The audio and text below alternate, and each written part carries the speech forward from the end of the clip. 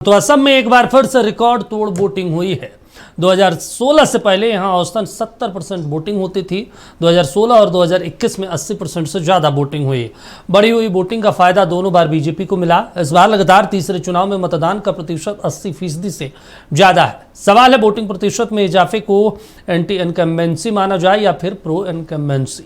इसी मुद्दे पर टू द पॉइंट में आज चर्चा करेंगे।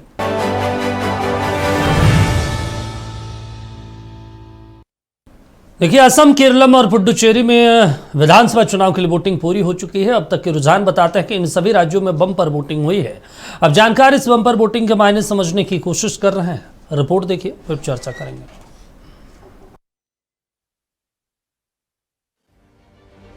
तीन राज्य असम, केरल और पुडुचेरी की असेंबली के लिए जोरदार मतदान हुआ। असम में असेंबली की 126 सीटों पर 722, केरल में 140 सीटों पर 883 कैंडिडेट्स और पुडुचेरी में असेंबली की 30 सीटों के लिए 294 कैंडिडेट्स मैदान में थे। असम में दोपहर 3 बजे तक लगभग 76%, केरल में 62% और केंद्र शासित प्रदेश पुडुचेरी में 72% से अधिक मतदान दर्ज किया गया, जबकि 5 बजे तक असम में 84%, केरल में 75% और पुडुचेरी में 86% मतदान हुआ। लगभग 26 दिन में क्या वो ईवीएम काम करेगा? मेरे मन में जो सवाल है मैं पूछना चाहता हूँ, क्या उसके बैटरी काम करेगा? क्या मशीन खराब तो नहीं हो जाएगी? खराब को मतलब क्या, डाउन तो नहीं हो जाएगी? तो ऐसे में क्या जो लोगों ने जनमत दिया, वो जनमत का क्या काउंटिंग हो पाएगा? ये चिंता मुझे सता रही है। मैंने कहा कि क्यों हमारा भी इलेक्शन हुआ था कि 6 से 7 दिन तक ज़्यादा काउंटिंग होता है, तो यहाँ 26 दिन क्यों? कहीं ईवीएम के साथ कोई छेड़छाड़ तो नहीं हो रहा है? कहीं कोई चिप तो नहीं लगा दिया गया है? देखिए, भारतीय जनता पार्टी के संस्कार में वही है। यहाँ पे तो जो आदान प्रदान हमने देखा असम में हुआ, बातों का, तत्वों का, झारखंड में अगर हम लोग उसका करने लगे हैं तब तो लोग कहाँ जाएगा, सोच लीजिए आप।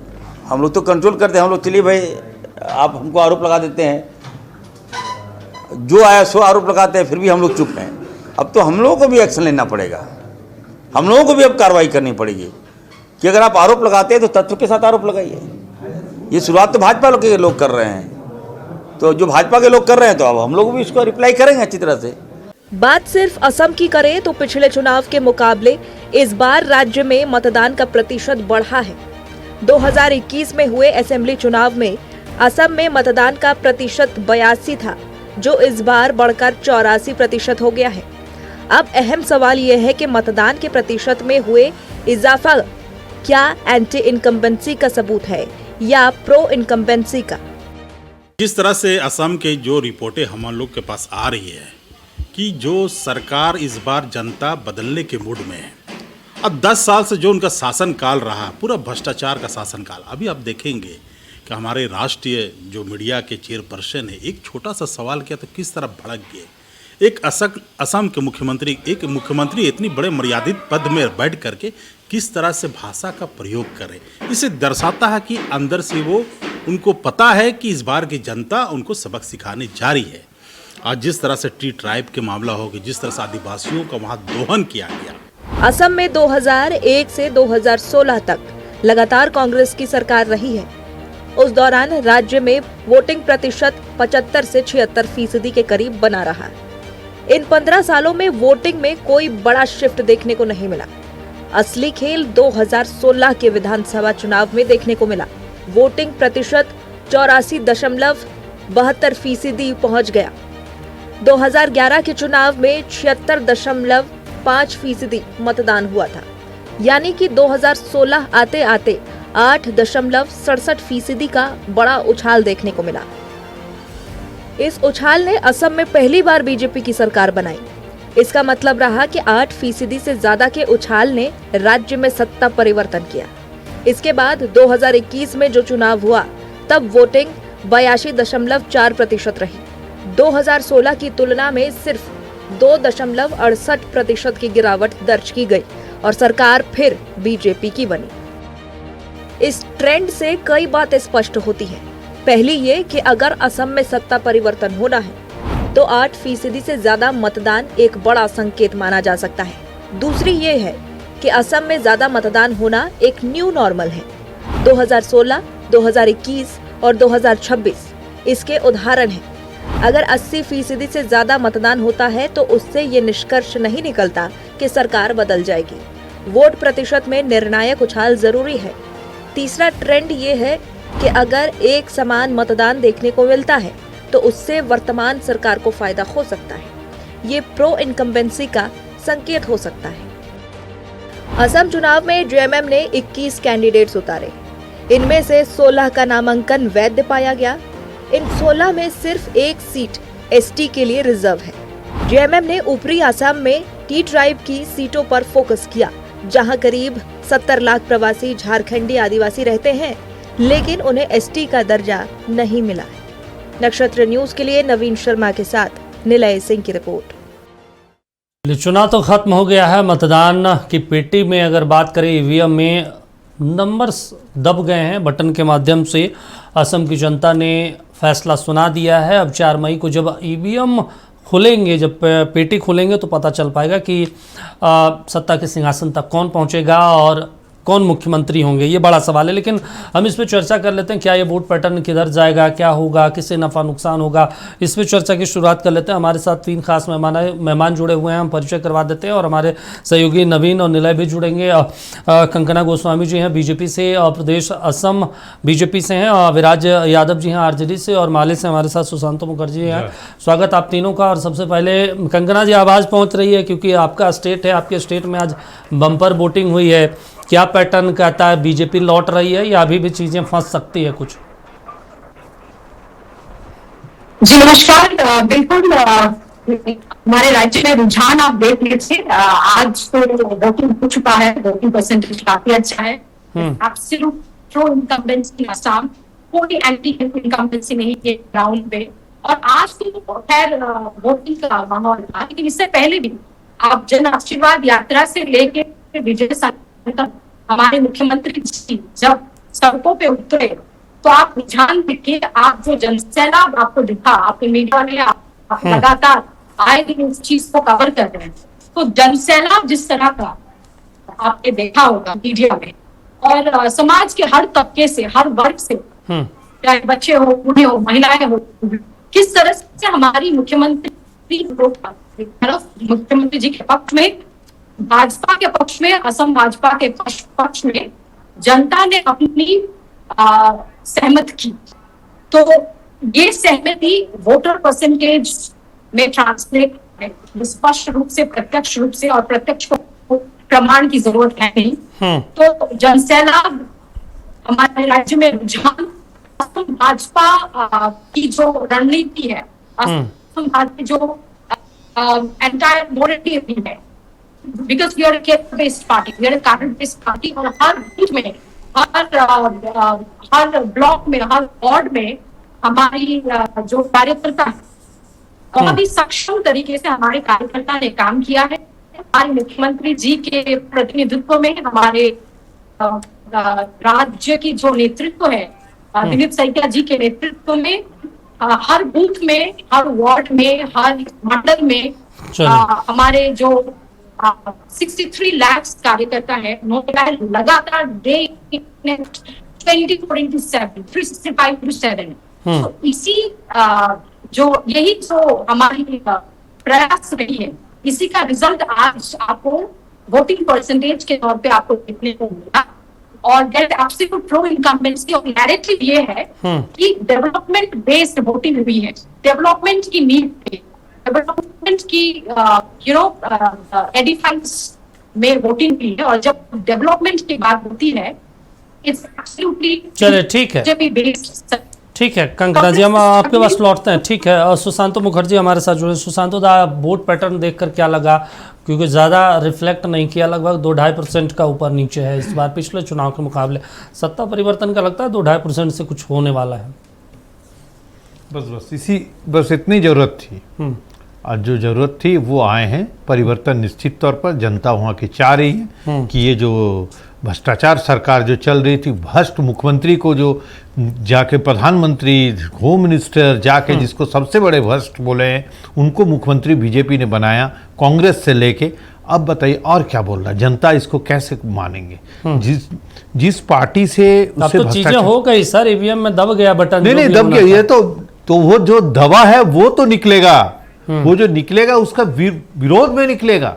और जनता जो तय कर ली है कि सरकार बदलनी है तो बदलेगी। हाँ। निश्चित तौर पर इसमें कोई नहीं रोक सकते हैं।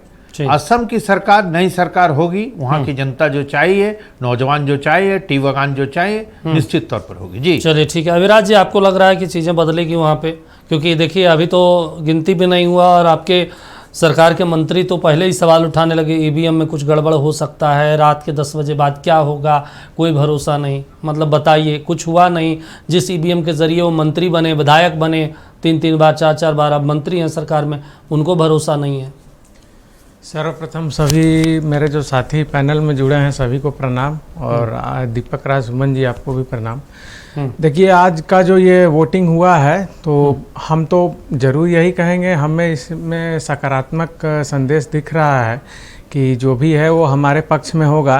वोटिंग परसेंटेज 2% बढ़ना वो तो अपने में एक मतलब सकारात्मक हम उसको मानते ही हैं, लेकिन साथ में बहुत सारा मुद्दा देखिए कि 2021 के बाद में और ये 2026 में बहुत सारा ऐसा मुद्दा आया है जिससे कि राष्ट्रीय स्तर का भी जो मुद्दा है उससे भी असम का जनता प्रभावित हुई है, और स्टेट लेवल पे वहाँ जो सरकार भाजपा की पिछले 5 साल से चल रही थी उससे तो हुई ही है। तो हम तो ज़मीन पर जो देखते हैं, जो हमें संदेश वहाँ से मतलब सूचना मिलता है सूत्र के द्वारा, उससे ये बहुत सारे मुद्दा है। जैसा कि देख लीजिए 2022 में अग्निवीर का मुद्दा, ये जो मतलब यो योजना जो शुरू किया गया, तो आसाम और जो उत्तर पूर्वी राज्य है आप उसमें देखिएगा कि वो बहुत दिनों से डिस्टर्ब रहा है और उग्रवाद प्रभावित रहा है।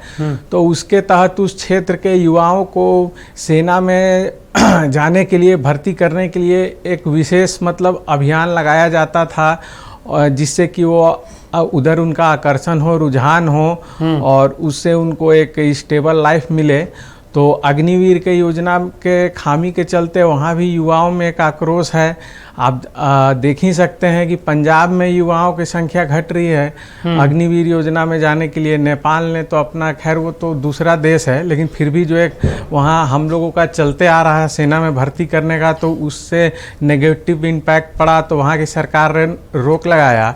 और इसी का नतीजा है कि 2024 के लोकसभा चुनाव में भी भाजपा जो दम भर रही थी कि हमें 400 तो उसके बाद भी तो बिहार में चुनाव हुआ, देख लीजिए, प्रचंड बहुमत के साथ सत्ता में आ गई। ठीक है, तो ठीक ऐसा है। तो है नहीं।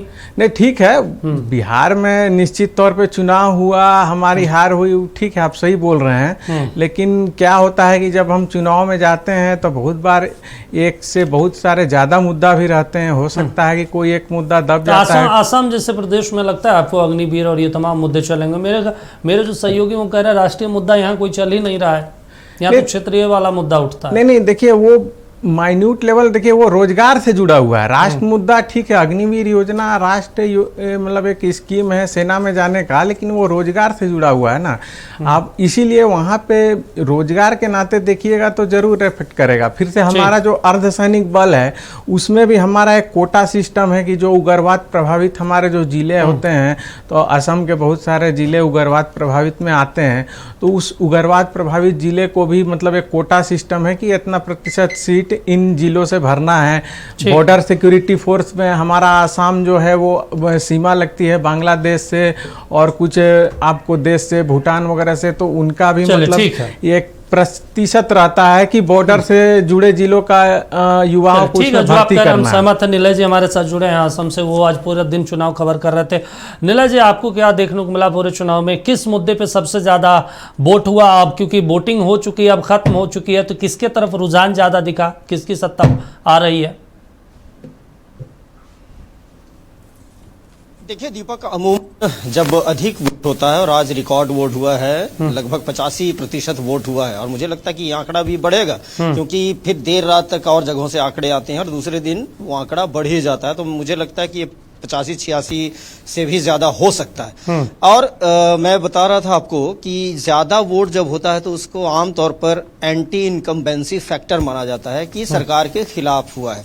देखिए यहाँ पर दो बातें हैं। एक तो बीजेपी जो है वो दावा करती है कि उसने 10 सालों में जो काम किया है वो पिछले 70 सालों में सिर्फ आसाम में नहीं पूरे नॉर्थ ईस्ट का विकास हुआ है। और नॉर्थ ईस्ट को पहले निगेटिव तरीके से देखा जाता था, चाहे वो उल्फा हो, चाहे वो बोडो आंदोलन हो, चाहे वो अन्य मणिपुर के जो मामले है। अब असम के प्रति और नॉर्थ ईस्ट के प्रति नजरिया बदल गया है। देश का ये ईशान कोण है, ईशान कोण को पूजा स्थल माना जाता है और यहाँ पे माँ कामाख्या की ये धरती है। तो अब यहाँ पे विकास की गंगा बीजेपी के अनुसार 10 सालों में बही है। और ये बात अगर देखा जाए तो वाकई में 10 सालों में काफी परिवर्तन दिखा है। मैं अब अगर खुद की बात करूं तो मैं आज से 14 साल पहले असम इस वक्त की गुवाहाटी में जमीन आसमान का अंतर मैंने देखा। यहाँ तक कि मैं और भी जो आसपास के जो विधानसभा क्षेत्र थे, मैं चाहे झालुकबाड़ी हो या फिर ढेकिया जुली हो, सारों में मजहब हो, सारों विधानसभा सीट नजर आई। जब आम लोगों से भी बात की तो बहुत ज्यादा सरकार के प्रति गुस्सा या रोष नहीं दिखा और लोगों ने कहा कि नहीं, सरकार ने ठीक काम किया है और कुछ जो उम्मीद है वो आगे भी हो। अगर हम कांग्रेस की बात करें तो कांग्रेस ने देखिए यहाँ पर जो मुद्दा उछाला था वो यहाँ पर थोड़ा सा उल्टा दांव पड़ गया, क्योंकि डायरेक्ट अटैक कर दिया हिमंता बिस्वा शर्मा जी की धर्मपत्नी पर, जो कि मुख्यमंत्री है यहाँ के। और बाद में वो कहा जाए तो वो एक खाली कारतूस साबित हुआ, क्योंकि तीनों देश के ही दूतावासों ने ये पुष्टि कर दी कि ये पासपोर्ट जो है वो उनका नहीं है। तो कांग्रेस यहाँ पर एक तरीके से थोड़ी सी बैकफुट में आई है। दूसरा, उन शेल कंपनियों का भी दावा किया है। खुद हिमंता बिस्वा शर्मा ने इस चैलेंज को स्वीकार किया। उनकी पत्नी ने कहा मैं सब कुछ, ये गौरव गोगोई ने कहा था, जैसा कि पवन खेड़ा ने कहा था कि मैं तैयार हूं। और अब उसके बाद से अब देखिए इलेक्शन भी हो गया। एक और बात मैं बताना चाहूंगा कि पवन खेड़ा जी ने कहा था कि अभी तो ये शुरुआत है। चुनाव के 3 दिन पहले, एन चुनाव के 3 दिन पहले 6 तारीख को जब ये घोषणा हुई, 5 तारीख को दिल्ली में और 6 तारीख को यहाँ पे असम में, तो उन्होंने कहा कि ये तो अभी शुरुआत है, अभी बहुत लंबी फहरिस्त है इसकी। लेकिन उसके बाद फिर कोई खुलासा सामने नहीं आया। उन्होंने कहा कि और मंत्रियों के भी नाम है, लेकिन एक भी नाम फिर नहीं आया। चुनाव बीत गया। मैंने उनसे पूछा भी था कि भाई दूसरा जो है खुलासा वो कब करेंगे, तो बहुत जल्दी उन्होंने कहा। लेकिन अब ये चुनाव के बाद मुझे नहीं लगता कि कोई खुलासा होगा। चलिए ठीक है, इससे कोई फर्क पड़ने वाला है। चलिए, कंगना जी हमारे साथ जुड़ी हुई हैं। कंगना जी, आवाज मिल रही है। नीलय जी बता रहे थे कि भाई सरकार के खिलाफ सेंटिमेंट वहाँ पे नहीं दिख रहा है। ऐसा क्या आप लोगों ने काम किया? क्योंकि विकास के नाम पे तो भाई कोई भी सरकार लौटना बहुत मुश्किल होता है कि विकास का आप गिनवा दीजिए कि हम सड़क नाली नाला हमने ये बना दिया, पुल पुलिया बना दिया, पानी व्यवस्था कर दिया, स्वास्थ्य सिस्टम ठीक कर दिया। बहुत मुश्किल होती है आमतौर पर जब तक कोई तड़का ना लगाया जाए धर्म को लेकर, कोई ध्रुवीकरण को लेकर। और हम आपके मुख्यमंत्री को देख रहे थे, वो लगातार जिस तरीके से शब्दों का प्रयोग कर रहे थे पवन खेड़ा को लेकर, मल्लिकार्जुन खड़गे को लेकर, मियाँ को लेकर, आपको नहीं लगता कि आप लोगों ने भी विकास छोड़ ध्रुवीकरण की राजनीति ज़्यादा की है असम के पॉलिटिक्स में? पहली बात तो आपने बहुत बखूबी जिक्र किया है कि ये जो फॉल्स एलिगेशन का इकोसिस्टम की प्रॉपर्टी कांग्रेस ने पकड़ के रखा हुआ है। जैसे कि आपने जिक्र किया ईवीएम के बारे में, महाराष्ट्र, हरियाणा, बिहार में हम जीतते हैं तो ईवीएम प्रॉब्लम है, ईवीएम प्रॉब्लम है। लेकिन कर्नाटक में ये जीते हैं, पश्चिम बंगाल में ये जीते हैं तो ईवीएम प्रॉब्लम है। ये लोग बोर्ड बारे में केस की तरह से लेके नवीन यादव तक इनके नेता, इनके विधायक वोट चोरी के मामले में हो चक्कर काटते। तो ये लोग रफाल के बारे में बोलते हैं, ऐसी मुद्दों के बारे में पढ़ते हैं, लेकिन उस मुद्दे को ये इशू ऑन ग्राउंड।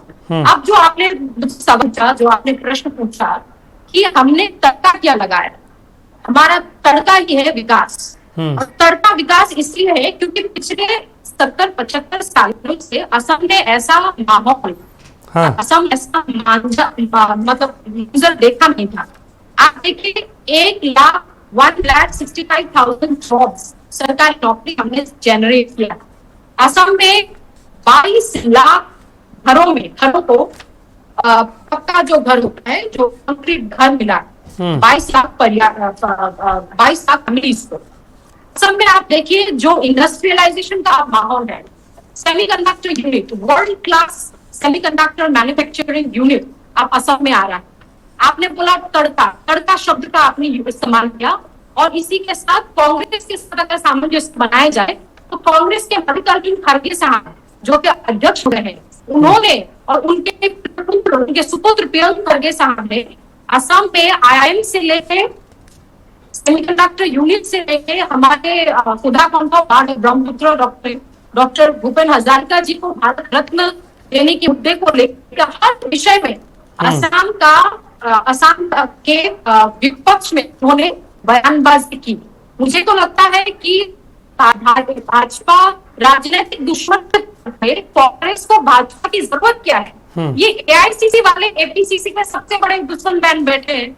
AICC वाले पार्लियामेंट में जाके असम में IIM का विरोध करते हैं, AICC वाले पार्लियामेंट में जाके काजीरंगा एलिवेटेड कॉरिडोर का भी है, इनके अध्यक्ष सेमीकंडक्टर यूनिट का विरोध करते हैं, इनके अध्यक्ष हमारे भूपेन हजारिका के खिलाफ बयानबाजी करते हैं, और APCC वाले उस तक नहीं कर सकते क्योंकि हाईकमांड का इसमें उनका व्हीप होता है।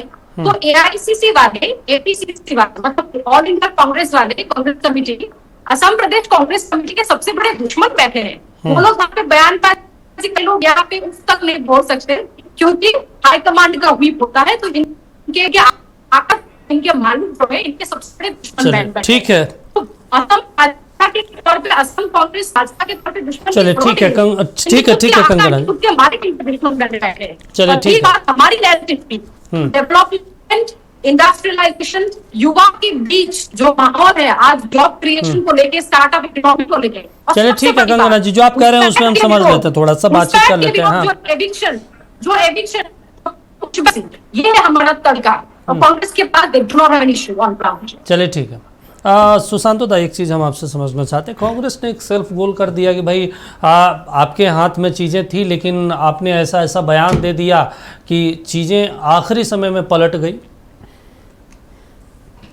नहीं, देखिए वो तो व्हाट्सएप ग्रुप इस तरह से बनाते हैं, निश्चित तौर पर ये बीजेपी के पैटर्न है कि एक चीज़ को बोलते रहो, झूठे बोलो, जितना बोलना है बोलते रहो। लेकिन देखिए जनता ने तय की है, तो जनता ने तय कर ली है। देखिए ये तो निश्चित तौर पर हम लोग ये कॉन्फिडेंस नहीं कर सकते हैं कि वोट कितने मिले, कितने आगे बढ़ेंगे, लेकिन बीजेपी को कॉन्फिडेंस रहते हैं। एक मिनट, एक सेकंड बोलने कर दीजिए। असम के युवा के पास ऐसा क्या टैलेंट है? एक सेकंड, देखिए इनके साथ यही दिक्कतें हैं कि ये बोलने नहीं देना चाहते। आप कंटिन्यू कीजिए जी। आपने बोला ना कि हमने आप बोल दीजिए कि आप थोड़ा चुप रहे, बोलने का मौका दें, क्योंकि आप लोग बोलते नहीं हैं, आप लोग सिर्फ बोलते हैं, किसी का सुनते नहीं है। सुना कीजिए, सुनना चाहिए, क्योंकि आप देखिए आप ज्यादा दिन से नहीं है, आप 2014 में जन्मे हैं और ये 26 चल रहे हैं। नहीं, आपको बता दे, आप सुन लें। साहब ने ऐसा बोला कि नहीं, गौरव गोगोई ने ओहो, इसको सुन लिए, थोड़ा सा सुना कीजिए। अरे सुनने की आदत रखिए। अरे बोलिए, सुनिए तो थोड़ा से।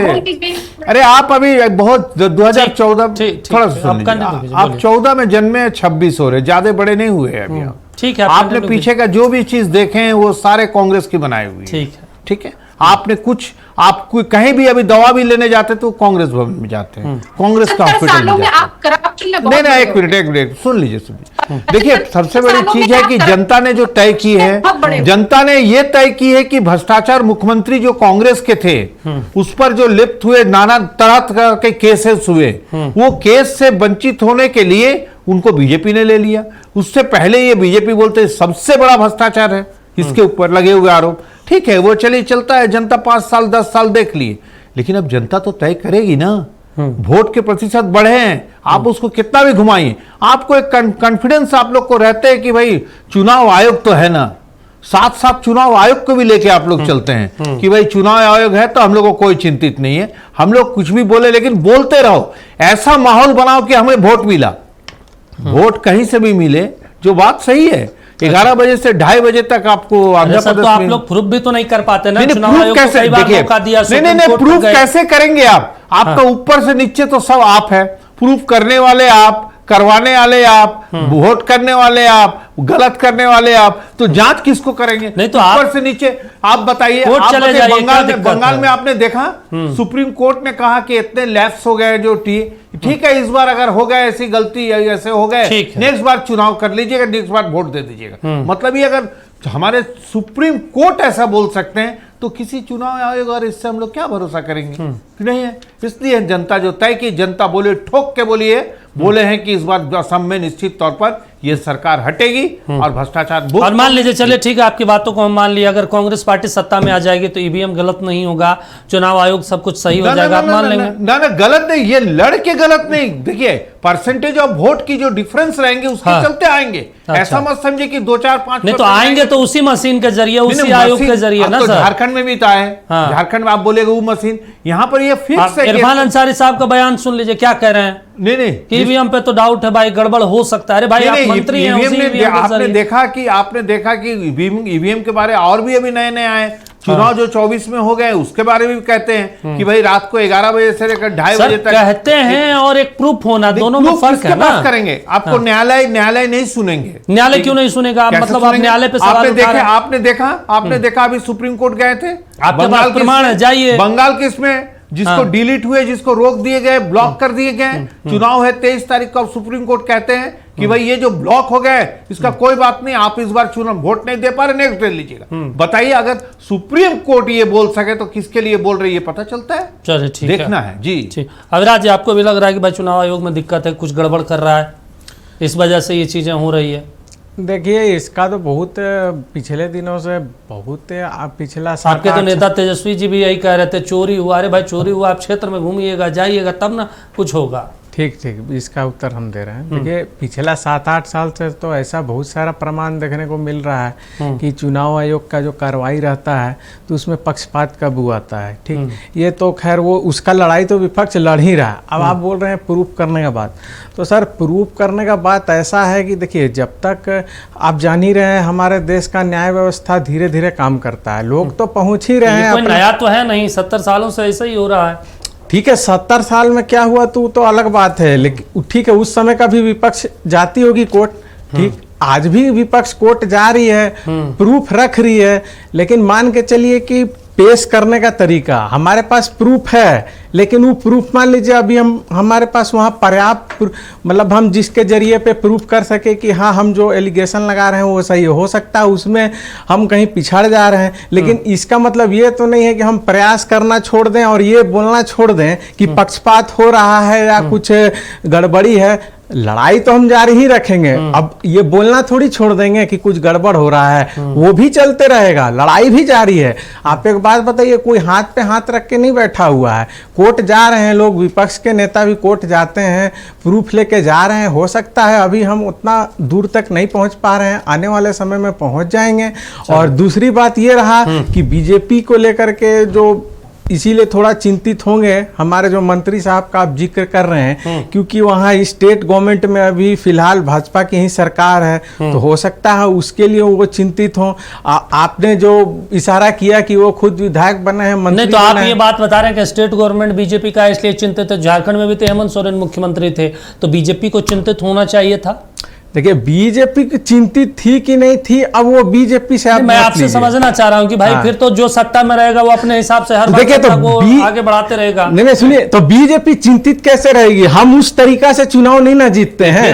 हम तो नहीं हो सकता भाई, आपको भी तो सत्ता में रहना, आपको भी सिंहासन पे बैठना है, तो हम ईमानदारी से जाते हैं, हम अपने काम को लेके जाते हैं, हम उस तरह का चीज नहीं करते हैं, इसलिए बीजेपी भी हम पे वैसा डाउट नहीं कर सकती है। चलिए, जो आप कह रहे हैं उस पर हम नीलय जी से भी बातचीत करेंगे और समझने का प्रयास करेंगे। वाकई में ऐसे समय में जब डिजिटलाइजेशन का दौर है, जब पूरी दुनिया ग्लोबल विलेज की बात करती हो, क्या ये संभव है?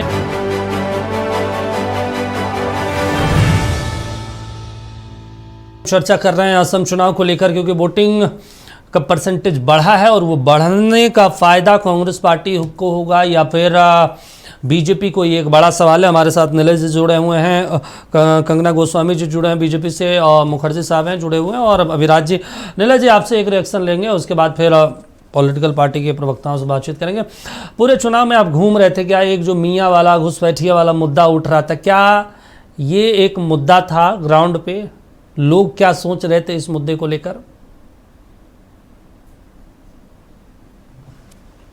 देखिए दीपक, आपने बहुत ही संवेदनशील सवाल किया है और वाकई में इस बार ये इस मुद्दे को काफ़ी भुनाया गया। कांग्रेस ने कहा कि बीजेपी जो है वो मुसलमानों के खिलाफ है, बीजेपी जो है वो नफरत फैला रही है। हिमंता बिस्वा शर्मा साहब बोलते हैं कि मुझे मुसलमानों की ज़रूरत नहीं है और मुसलमानों से उन्हें कोई लेना देना नहीं है। लेकिन जब ग्राउंड रिपोर्ट में मैं गुवाहाटी के ही हाथी गाँव जो इलाका है, जब वहाँ पे गया था और वहाँ पे जो मुस्लिम समुदाय के लोगों से बातचीत की तो बहुत कम लोग थे जिन्होंने हिमंता बिस्वा शर्मा की जो उनकी शिकायत की। ज्यादातर लोगों ने ये कहा कि नहीं, उनकी जो भी योजनाएं हैं उनका लाभ हम भी ले रहे हैं, उसमें कोई भेदभाव नहीं हो रहा है और जो भी योजनाएं चाहे महिलाओं के लिए हों या बुजुर्गों के लिए हों या छात्रों के लिए हों, उसका लाभ हमें भी समान रूप से मिल रहा है। जैसे हिंदुओं को मिल रहा है, जैसे ईसाइयों को मिलता है, जैसे और धर्म के लोगों को मिलता है यहाँ पे, वैसे ही हमें भी मिल रहा है। कोई भेदभाव नहीं है और काफी खुश है। और कुछ लोग हैं जो कि बोले कि नहीं, ये नफरत फैलाते हैं और मुसलमानों को ये बोलते हैं कि इनकी कमर तोड़ दो और इस तरह की बातें वो करते हैं। लेकिन ज़्यादातर लोग जो हैं वो खुशी नजर आए। अब देखिए, अब कैमरे के सामने भले ही बोले वो, लेकिन ऐसा उन्होंने कहा। ऑफ द रिकॉर्ड भी जब हम लोगों ने बात की या कोई जैसे किसी ठेले वाले से, किसी खोमचे वाले से, ऑटो वाले से जब बात हम लोग कर रहे थे तो घूमते फिरते चलते फिरते भी हम लोग चुनाव के रुझान ले रहे थे, तो उस वक्त भी कई लोग जो थे, जो कि मुस्लिम समुदाय के ही लोग, खासकर जब मैंने बात की तो उनका कहना था कि देखिए काम तो हुआ है, हाँ, लेकिन थोड़ी सी यहाँ पे नफरत जो है वो फैली है, ये कहना था कुछ लोगों का। दूसरी बात, जब इस बारे में खुद मैंने जब विश्वा शर्मा जी से पूछा था प्रेस कॉन्फ्रेंस में कि आखिर इस तरह के बयानों का क्या मतलब, तो उनका कहना है कि हाँ वो मियाँ के खिलाफ है, लेकिन मियाँ कौन? उनके हिसाब से मियाँ वो है जो अवैध रूप से बांग्लादेश से आकर यहाँ पे कब्जा जमाए हुए घुसपैठ कर चुके हैं। और उनका कहना था ये 70 सालों का घुसपैठ है, ये 10 सालों में समाप्त नहीं होगा। प्रक्रिया शुरू हो गई है, पुशअप किया जा रहा है और उन्हें 3D के तहत ये काम वो कर रहे हैं। 3D यानी कि डिटेक्ट करो, फिर उसको डिवोट करो और उसके बाद उन्हें बाहर निकालो। इस तरीके डिटेंशन सेंटर चल रहे हैं उसमें, तो ये काम चल रहा है। इसीलिए अच्छा, एक और महत्वपूर्ण चीज हम आपसे समझना चाहते हैं, के खिलाफ है या मुस्लिमों के खिलाफ है। नीला जी, एक चीज़ और हम आपसे समझना चाहते हैं। मेरे ख्याल से आप उस दौरान मौजूद थे जब हिमंता बिस्वा शर्मा पत्रकारों से उलझते नजर आए। आखिर क्या कारण है कि लगातार कभी ना कभी, आमतौर पे हमने उनको देखा ट्रंप के स्टाइल में वो डांस करते नजर आते थे अपने रैलियों में। आमतौर पे कोई भारतीय राजनेता नहीं करता, वो समझता है कि अगर आप नाच कर रहे हैं, नाच डांस कर रहे हैं तो आपको गंभीरता से कोई नहीं लेगा, लेकिन वो डांस करते हुए कई बार नजर आए। आज पत्रकारों से उलझ गए, आखिर कारण क्या था? जी बिल्कुल, मैं उस वक्त वहीं पे मौजूद था दीपक, जब ऐसे ये वाकया जब हुआ।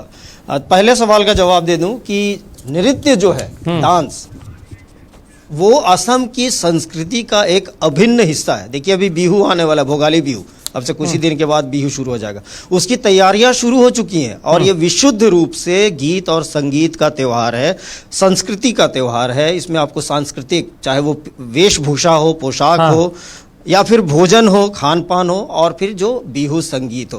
कंकना जी इस बारे में और बेहतर बताएंगे मुझे लगता है, क्योंकि मैं यहाँ का नहीं हूँ, बस मैं दूर से देखा है, जो समझा है। कंकना जी इसको और बेहतर बताएंगे, लेकिन मैं जो बता रहा हूँ तो ये डांस करना कोई आप सही बोल रहे हैं कि कहीं कहीं पर इसे माना जाता है कि ये नाचने वाले गाने वाले, लेकिन ऐसा नहीं है। असम की संस्कृति में डांस जो है बहुत अच्छा है। जैसे हमारी झारखंड की संस्कृति में भी अगर आप कहें तो सोन की सिसिंग काजी की दुड़िंग कहा जाता है, यहाँ चलना ही नृत्य और बोलना ही संगीत है। तो ये बात है, आदिवासी संस्कृति में गाना बजाना, नाचना, ये बहुत अच्छी चीज़ मानी जाती है, इसको बुरा नहीं माना जाता। दूसरी बात कि आज का जो वाकया हुआ, दरअसल आज देखिए जो झालुकडी, जो कि विधानसभा क्षेत्र है हिमंता बिस्वा शर्मा का, वहीं से वो चुनाव लड़ते हैं और पिछले 7-8 बार से वो यहाँ पे चुन कर आ रहे हैं। वो उनका विधानसभा क्षेत्र था, स्कूल था, LP बालिका मध्य विद्यालय है, वहाँ पे बूथ नंबर 15 में उन्होंने वोट दिया। वो उनकी धर्मपत्नी भी साथ में थी, परिवार के लोग भी थे। उन्होंने वोट दिया और बाहर आकर मीडिया को जब वो संबोधित कर रहे थे तो एक चैनल के पत्रकार ने उनसे सिर्फ ये कहा कि आपने शब्दों की मर्यादा लांघी है और पवन खेड़ा जी के खिलाफ अभद्र भाषा का प्रयोग किया है। तो इस पर ही जब वो उन्होंने जवाब देना शुरू किया तो मीडिया के जो पत्रकारगण थे वो उनसे उलझ गए और ये बात थोड़ी सी हॉट टॉक में तब्दील हो गई। उसके बाद हालांकि वो शांत हो गए और बाकी हम लोगों के सवालों का जवाब दिया और चुनाव के बारे में बातचीत की। ये बात थी आज। चलिए ठीक है, कंगना जी हमारे साथ जुड़ी हुई हैं, स्क्रीन पर लेके आइए। चलिए कंगना जी, एक और बड़ा सवाल है ये, हम लोगों के आमतौर पर हिंदी भाषी राज्य में अगर देखते हैं, यूपी आ जाइए, बिहार आ जाइए, चाहे और भी मध्य प्रदेश चले जाइए, तो डांस उन्स सीएम अगर करे या कोई नेता प्रतिपक्ष या कोई बड़ा लीडर सांसद हो या विधायक हो, तो माना जाता है कि गंभीर लीडर नहीं है, बड़ा बचकाना वाला स्थिति है। असम में हमने आपके मुख्यमंत्री को बराबर देखा, वो डांस करते नजर आए, फ्लाइंग किस देते नजर आए, कई जो अपने उनके समर्थक थे। क्या एक रणनीति थी पार्टी की, सीएम की? देखिए, हमारी जो मुख्यमंत्री है पूरे देश में एक जनप्रिय मुख्यमंत्री के तौर पे इन्होंने अपने इमेज को प्रतिष्ठित किया। आज असम में माहौल ऐसा है कि देखिए, राजनीतिक नेता के तौर पे लोकप्रिय होना, पॉपुलर होना, ये एक आम बात है, ये एक अलग फिनोमेना है। लेकिन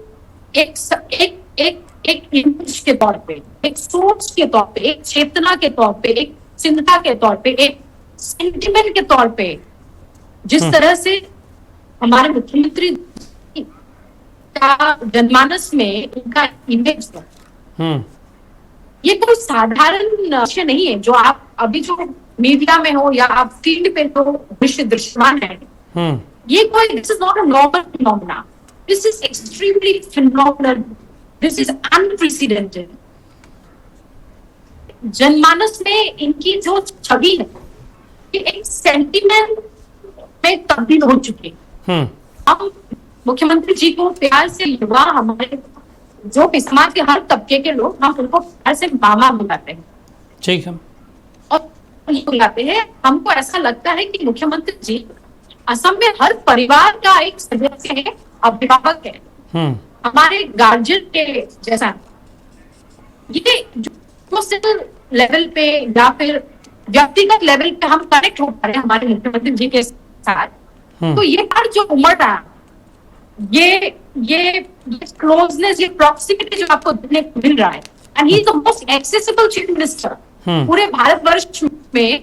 हमारे लिए चाणक्य के तौर पे जाने जाते हैं, राजनीतिक चाणक्य के तौर पे जाने जाते हैं, और he is the most accessible chief minister. समाज के हर तबके के साथ उनका संपर्क है, रिस्पॉन्स टू टेक्स्ट मैसेजेस। तो ये जो संपर्क है, ये जो जनसंपर्क है, ये असाधारण है, ये अद्वितीय है, ये अनप्रेसिडेंटेड है।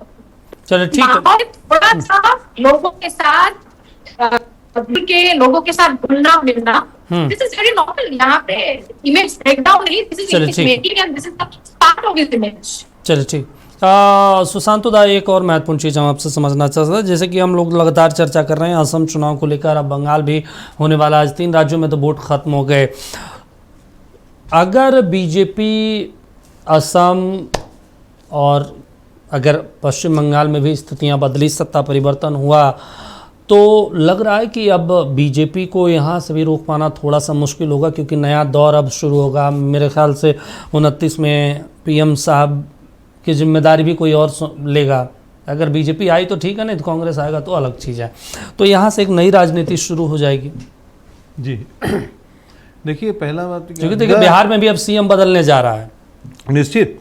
तो एक लाइन, एक धारा जो होती है वो धीरे धीरे और कारवा बढ़ेगा अब। निश्चित। देखिए, बंगाल की जो परिस्थितियां हैं, कोशिश जो किए, एक मेहनत तो बीजेपी ने वहां किया है, और जी पिछले 5-10 सालों से लगातार वहां पे पार्टी कर रही है। जी निश्चित तौर पर मेहनत की है, लेकिन मेहनत कैसे की है? मेहनत ये नहीं कोई काम करके की है, मेहनत वहाँ के जो सरकार को जो फंड मिलना है उसे रोक के किए।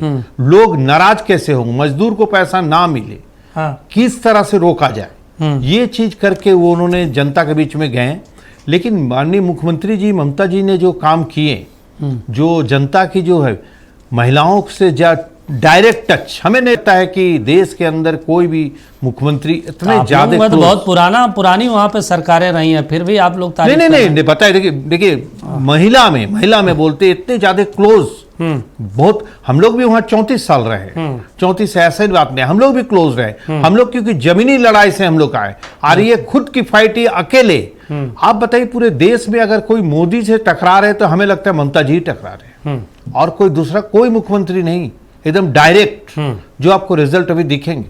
ठीक। आपको लगता है अभी भी कि निश्चित है कि भाई वो वापसी कर ना आपसी निश्चित आप देखिए उसके वोट निश्चित तौर पर काट दिए। आपको हम बता रहे ये बना के निश्चित तौर पर बहुत 91 लाख वोट कटे हैं, जो करीब 28 से 29 लाख वोट को जो मैंने ब्लॉक किए थे, उस पर जब सुप्रीम कोर्ट गए सुप्रीम कोर्ट भी वो जो बातें आई कि भाई इस बार वोट नहीं दे पा रहे, नेक्स्ट बार दे लेंगे, ठीक है। ये सब बातें आने के बाद भी जनता की जो नाराजगी वहां पर है वो दिख रहे हैं और निश्चित तौर पर चलिए ठीक चुनाव में दिखेंगे। चलिए ठीक है। अभिराज जी, आपकी पार्टी तो आमतौर पे बिहार की मजबूत पार्टी है, केरल में भी आपकी पार्टी चुनाव लड़ रही है। अब बिहार जैसे स्टेट में भी बीजेपी का अपना सीएम होगा, अगर बंगाल में परिवर्तन होता है तो वहाँ पे भी हो जाएगा, असम में संभावनाएं हैं कि रिपीट होगी, अगर नहीं हुआ तो भाई कांग्रेस पार्टी आ जाएगी। आपको नहीं लगता बीजेपी को अब यहाँ से रोकना थोड़ा सा मुश्किल हो जाएगा तमाम पार्टियों को? क्योंकि झारखंड में भी देखिए सुगबुगाहट तेज हो गई, जो हम लोगों को इन्फॉर्मेशन आ रहा है कि चीज़ें अब रणनीति भी साथ बिछाई जा रही है यहाँ पर भी कि किस तरीके से सरकार का फॉर्मेशन चेंज किया जाए। देखिए, राजद का तो जन्म ही संघर्ष में हुआ है, तो इन सब चीज से हम लोग को तो घबराने की कोई जरूरत है नहीं। हम लोग तो उस दौर में हमारा पार्टी लालू जी संघर्ष कर रहे हैं, तेजस्वी जी कहाँ संघर्ष कर रहे हैं? मुझे तो नहीं दिखते सड़कों पे भाई। ठीक है, देखिए कोई चीज का एक शुरुआत होता है, कुछ बहुत बार जीवन में ठेस लगता है, आदमी सीखता है, सीढ़ी दर सीढ़ी चढ़ता है। लालू जी भी 29 साल की उम्र में पहली बार सांसद बने थे, 77 के चुनाव में बने थे, फिर उनको बिहार का सीएम बनते बनते 90 तक आ करके सीएम बने। तो एक लंबा संघर्ष तो सभी कोई करता है राजनीतिक जीवन में। ठीक है, तेजस्वी यादव जी के पास हमारे जो युवा नेता हैं, अभी जो कार्यकारी अध्यक्ष बने हैं हमारे दल के, अभी इनके पास अभी पूरा जीवन बचा है और ये संघर्ष तो कर ही रहे हैं। लोहा भी बहुत समय पे ये अपना मनवाए हैं। 2020 के चुनाव में ये लोहा मनवा ही चुके थे। ठीक है, 2025 में कुछ कारणवश हमें सफलता नहीं मिला, लेकिन फिर भी हमारा वोट प्रतिशत बढ़ा है। तो बीजेपी का बढ़ना घटना वो हमारे लिए मायने नहीं रखता है। एक अपना दल के तौर पे पूछिएगा तो एक इतिहास को इसीलिए भी पढ़ा जाता है कि इतिहास से आदमी प्रेरणा लेता है। तो हमारा इस इतिहास तो बड़ा स्वर्णिम है राजद का। तो भाजपा आए चाहे ना आए उससे कोई मतलब नहीं है। आप कह रहे हैं कि स्वर्णिम है। तेजस्वी जी पूरे चुनाव प्रचार में लालू जी की तस्वीर नहीं लगवाए पोस्टर में। देखिए, तस्वीर लगाना नहीं लगाना उससे कोई मतलब आपके नेता है भाई, संस्थापक हैं और पूरे चुनाव में इसलिए रखे क्योंकि भ्रष्टाचार का आरोप लगता है। नहीं, वो मतलब नहीं है। देखिए, वो अलग चीज है। लालू जी तो जनमानस के दिल में बसते हैं। आप जो आदमी किसी के दिल में बसता है तो उसका जरूरी नहीं है कि आप तस्वीर सामने देखेंगे तभी वो आपको याद आएगा। जो आदमी दिल में बसता है। आपको लगता है राजनीति में इतना सीधा वाक्य होता है? यहाँ तो भाई कुर्सियों का सिस्टम ठीक किया जाता है कि नेताजी नाराज ना हो जाए कि नेताजी के बगल में कौन बैठेगा, और तस्वीर ना लगे, तस्वीर बड़ा छोटा ना हो जाए। देखिए, वो तो अब देखिए राजनीति करने का भी स्टाइल होता है, लेकिन आप ये भी जानते होंगे हमारे लालू जी राजनीति के जादूगर कहे जाते हैं, जो कि राजनीति करते हैं नब्ज पकड़ करके। लालू जी का जो भी बयान देते थे आज वो लोगों के मुंह पर रहता है आज भी। लालू जी को केवल चेहरा देख करके कोई ये याद नहीं करता है कि एक नेता है। लालू जी के शब्दों को, उनके स्टाइल को, जो वो अधिकार दिए हैं गरीब और वंचित को, खटिया पे बैठने का अधिकार दिए हैं, उसके चलते वो याद किए जाते हैं। चलिए ठीक है, वो दिल में बसते हैं। ठीक है, कंगना जी हमारे साथ जुड़ी। कंगना जी, इस बार हमने देखा हेमंत सोरेन भी वहाँ चुनाव प्रचार करने गए, जहाँ पे खासतौर से आदिवासियों का गढ़ रहा, आदिवासियों का क्षेत्र, 21 सीटों पर चुनाव लड़ रहे थे। आपको लग रहा है कि जो तीसरा मोर्चा के तौर पे वहाँ पे चुनावी मैदान में थे वो असर डालेगा भारतीय जनता पार्टी या कांग्रेस पार्टी को? देखिए, हमारे टी ट्राइब्स के हमारे भाई बहन, आज आप कभी जानते होंगे कि हमारी सरकार के दिनों में पहली बार इतिहास में हमारी टी ट्राइब्स के भाई बहनों को, हमारे माताओं को, हमारे उन परिवारों को किसी भी समुदाय का राजनीतिक अस्तित्व किसी भी समुदाय के लिए बहुत महत्वपूर्ण है, क्योंकि उनको का हक मिले। आज कांग्रेस 75 सालों के बाद पहली बार हमारे टी ट्राइब्स के माँ बहनों को पर हक मिला है। उनको सरकार ने उनको रिजर्वेशन मिला है 3%।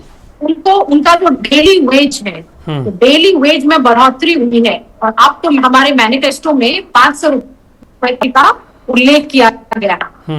उनके यहाँ पे टी ट्राइब्स जो एरिया है, जो 42 कॉन्स्टिट्यूएंसीज है, यहाँ पे मॉडल स्कूल्स बने हैं 200 से ज्यादा। के क्षेत्र में, स्वास्थ्य के क्षेत्र में, जमीन पर अधिकार, राजनीतिक अधिकार हमारे टी ट्राइब्स के जो सांस्कृतिक धरोहर सिमूर विनोदिनी को भाजपा सरकार के दिनों में विश्व मंच पर, तो ये जो हमने उनकी संस्कृति, उनकी सभ्यता, उनकी right to education, to health, right to हर चीज को महत्व दिया है। इसे टी ट्राइब्स के भाई बहन, हमारे माताएं, हमारे जो घर परिवार है, भाजपा के दिनों में पूरी सांस जी रहे हैं। तो स्पष्ट रूप से हमारे आदिवासी भाई बहन है वो भाजपा सरकार के साथ है, भाजपा सरकार के पक्ष में है, क्योंकि ऐतिहासिक बाकी छोड़ दीजिए, मैं फिर से बोलना चाहती हूँ कि किसी भी समुदाय के लिए, राजनीतिक अस्तित्व के लिए यह महत्वपूर्ण है कि जमीन पे उनका हक हो। जहां जमीन पे हक नहीं है वहां अस्तित्व आप नहीं एस्टैब्लिश कर सकते। तो जब जिस सरकार ने जमीन का शिक्षा चीज में हर तरफ के रखा है, मेन के साथ प्रति हमारे ट्राइब्स के भाई बहन, जरूर हमें उनका आशीर्वाद मिलेगा। हम इस बात को लेकर कितना सीट लेकर आप लोग चल रहे हैं कि भाई इस बार भारतीय जनता पार्टी का गठबंधन इतने सीटों पर बहुमत के साथ सरकार बनाने जा रहा है? हमारे मुख्यमंत्री जी ने कहा है कि 90 to 102 का जो स्लॉट है, इस पे इसको हम लेकर चल रहे हैं। लेकिन 94, 95 ऑलमोस्ट सीटों में के मुताबिक, अब तो आज तो मतदान हो गया, आने वाले दिनों में हम एनालिसिस करेंगे, हम इन बाकी के सीटों पे। तो उस रिसर्च के बेस में सीटों का हम एक आकलन करेंगे। 90 to 102 चलिए ठीक, स्लॉट। चलिए मुखर्जी साहब, आप समझ रहे हैं 100 सीट पहले से वो बुक कर चुके हैं, बचा जो 25-26 सीट उस पर आप देख लीजिए कितना बांटना है। क्योंकि अनंत सिंह से ऐसे ही पूछा गया चुनाव में, भाई कितना सीट जेडीयू को मिलेगा, तो बोले 250 मिल जाएगा। तो बोले कितना और छोड़े हैं आप आरजेडी के लिए, तो बोले 10-5 में बांट लेंगे वो लोग। तो वही स्थिति आप लोगों की भी असम में होने वाली है। जी निश्चित। देखिए, जब तक मैंने आपका काउंटिंग ना हो तब तक कुछ भी बोल सकते हैं, बोलने का है, ऐसा ना कि उलट बीजेपी आंकड़े बताती है। नहीं बीजेपी आंकड़े इतना चाहिए तो इतना चाहिए एकदम निश्चित। झारखंड में किए थे ना, आपके चैनल में बैठ के बोले थे हम लोग जी, 56 सीट। हाँ 56 सीट, 56 इंच 56 सीट, तो 56 आप लोग लेकर आ गए। जी 56 हम लोग लेकर आ गए। तो इसी चलते उन लोग जो कह रहे हैं अभी, देखिए वो उलट ना जाए। परिस्थितियां बहुत खराब है आसाम में। सरकार निश्चित तौर पर उनकी चली, भ्रष्टाचार सरकार चली, मैंने भ्रष्टाचार लेते हुए मुख्यमंत्री बने और पूरे 10 साल चलाए।